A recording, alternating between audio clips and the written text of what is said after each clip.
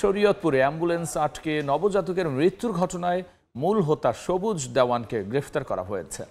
ভোরে সদর উপজেলার বেড়া চিকন্দি এলাকায় অভিযান চালিয়ে তাকে গ্রেফতার করে র্যাব ও পুলিশের যৌথ বাহিনী। এর আগে শুক্রবার রাতে শিশুটির বাবা বাদী হয়ে 4 জনের নাম উল্লেখ সহ অজ্ঞাত আরও 5 জনকে আসামি করে পালং মডেল থানায় একটি মামলা করেন।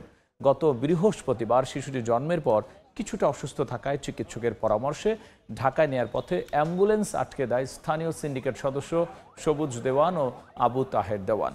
দীর্ঘ 40 মিনিট আটকে থাকার পর অ্যাম্বুলেন্সের মধ্যেই মারা যায় ওই শিশুটি।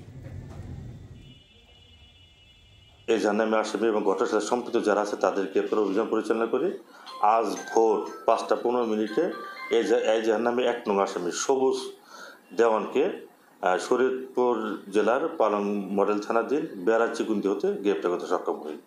সবুজকে বিজ্ঞ আদালতে 10 দিনের রিমান্ড পিরিয়ড সহ বিজ্ঞ আদালতে প্রেরণ করা হয়েছে।